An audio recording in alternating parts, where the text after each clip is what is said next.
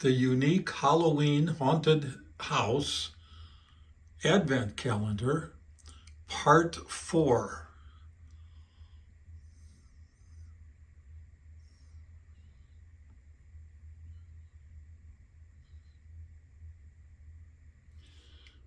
So here is a close-up of the actual window when it's installed. And this one worked pretty well. The first one I put on was a real pain to get it adjusted just right. And I actually had to cut off some of the hinges and remount the hinges on the first one. But it seems to be going okay. The key is to lay the window into, without the frame, lay the window on the opening. And then once you lay the window on the opening, you mark the spot for the hinge pieces. So for example, here I lay the window in the opening, and then I will take a pencil, and this one is hinged on the left side because it's the opposite side. I'll mark where I want to put the little fish hook openings for the hinges. Then once I do that, I will take and I will cut the actual length of the paper clip I use as part of the hinge. It doesn't need to be this long. I just have it to take care of that. Now, one quick tip. I went ahead and put the windows together and glued all of these little paper clip pieces onto the windows. And I wish I hadn't done that. So when you do it, if you decide to follow this method, don't glue them in, because when you actually fit the window, you may need to slide that paper clip in and out just a little bit to fit the hook eye that's in there. And on the first window, I actually had to cut the paper clips off, re-drill it, and put new ones in. So it would mount easier if both this paper clip piece and the hook eye were not glued until you had the fit exactly right. Once you get the fit exactly right and it fits into the frame, then you can go ahead and put on the outside frame and mount that. And when you do that, you're going to need to open up an area here wider than you had before, and open up an area here to allow for the hinges. Not a big deal. Used a Dremel tool for that. The other thing is, as I mentioned in the earlier part of the video, is that you notice this frame is a sort of a cross, has a tall top on it. There's 2 of these. So obviously these frames would be used in a location where there's only 2 windows that would be alike, and that would be this piece right here. So I will have both those frames on this. However, what happens is that the top of the frame, you might be able to see, is sticking above where the piece that goes across the top goes. So I'm going to have to Dremel tool and sand down the top a little bit so I can fit the small roof on here.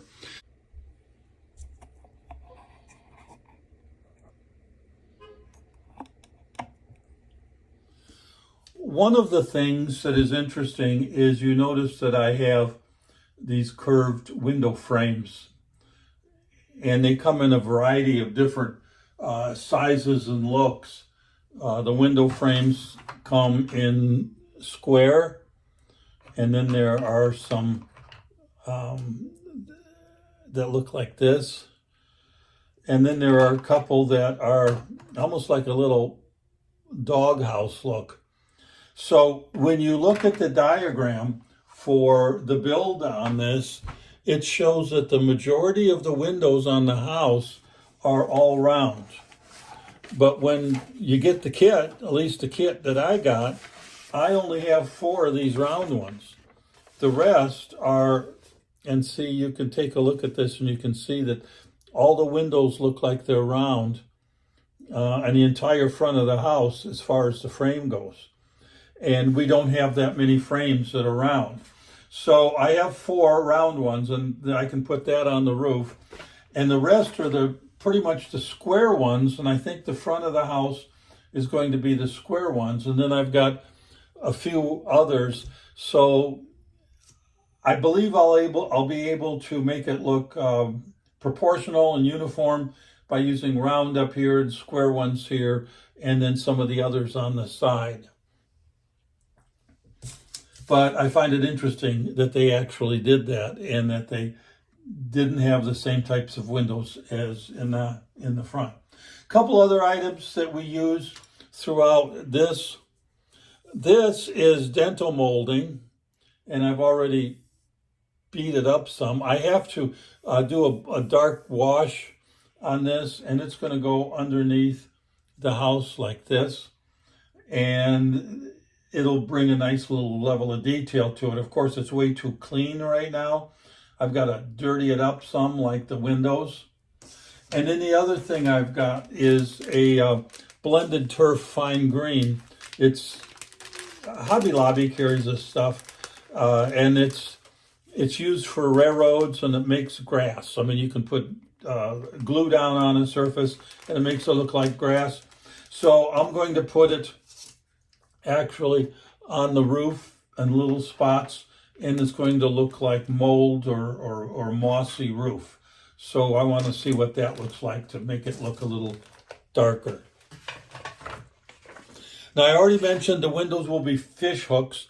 The other issue is the whole thing with the shutters, and I'm going to bring my shutters down.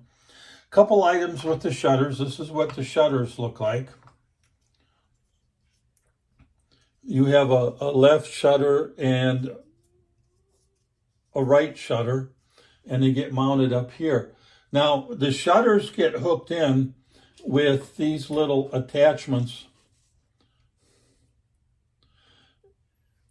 and they look like this. They're like little hook shaped, and they slide right into here, and I don't have them glued in. And then what happens is the shutter will fit into the little hook attachments on each side. So when I put these shutter hinge hooks on, and I did it as a trial run, and then I go to close the shutters, what I found was that when they close, they don't come together like this. One overlaps the other. They're too close together. So what I have to do is to take these hinges, and I have to, you can see where the hole for the hinge is. I have to drill it out more with the Dremel tool to move the hinges out to the side so the shutters close evenly. Also, the hinges stick quite a way out from the wall. They're not flush to the wall as close as these windows will be, so that they stick out a ways. Therefore, I had to take the back of the shutters and put on one of these, some of this 1/8 by 1/8 balsa, and make a little frame on the back, so that will make it stick out and be more even. So you can open and close it, and it's not all wobbly as far as it closing against the house itself. The brick. The one thing to talk about on the brick is that this is paper, and the way it works is it comes in like typing size sheets. This brick is embossed. It's very thick. If you run your finger on it, you're going to be able to feel that it's like it's real 3D. It comes out quite nicely. Now, there's an issue to say what kind of brick, if you want to use brick. You don't have to. You could use a stone. You could use, I haven't found any clapboard siding that would really fit this as far as being in scale. So, quick thing on scale. There is 1 to 12. That's 1 inch in modeling equals 12 inches in real life. So if you were to say a real brick is almost 12 inches or 10 inches wide, then here it would be 1 inch wide. Well, that's way too big. It looks sort of strange. Makes the whole wall look like, well, that brick doesn't really fit. It's too large. So I use something called 1:24. So that's where 1 model inch equals 24 inches in real life, and that's the size I use. So if you're looking for brick, I would suggest using 1:24. Sometimes it's called half scale because it's really half the size of the 1:12, and it's much more realistic for the Halloween house. I did the exact same thing for the Griswold's Christmas Family Vacation Advent Calendar house. I used a 1:24 brick, and it came out really well. So I liked it a lot. The other thing I did is after you put on the brick, you're going to see white edges to the paper in here. And I left some of them, I think, where you can see where the white edge is. Anyway, I put the brick on, and so it's just one solid sheet. Take that off. And then once the brick was on, I just took a razor knife and carefully cut around the opening. And then I would fit a window in to make sure it was cut properly. But there will be a little white line that you'll see from the paper itself. And so what I had to do was go in and just with a little black paint and go around the circumference of the window. It provides a much more finished look when that happens. And maybe you can see down here that there's a white line on this one, and this one I already painted up. So I have to paint up the little white lines on some of these yet. It hasn't all been done. I will be ordering, it says, if you look real close, you're going to see where it says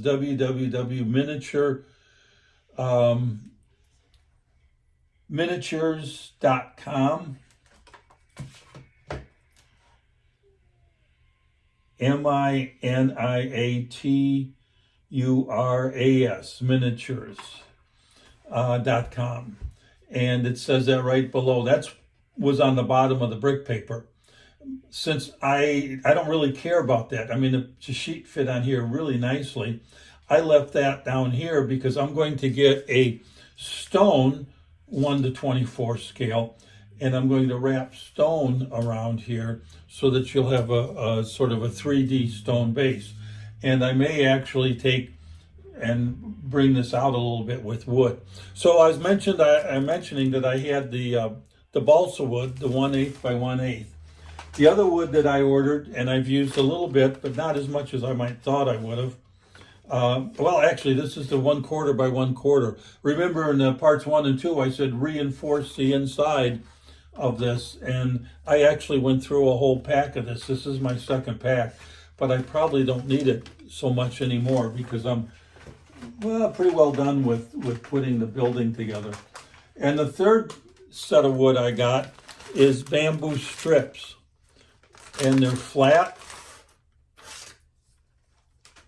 and they're about 1/4 inch, but they're very thin. And so those are strips that I've said that I could use to run up the side of the house to make it look more finished.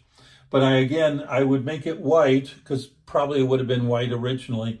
And I would then put a black wash on it so it looks all crummy. And I would actually, I might have one here. I was playing with it. So I took my X-Acto knife and I made some notches every so often so that it looked like it was all notched out and kind of in bad shape. Remember, this is a haunted house. It's not supposed to look good.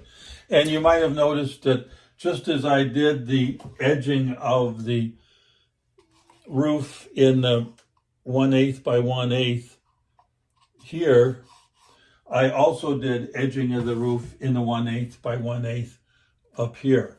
So all this is edged out.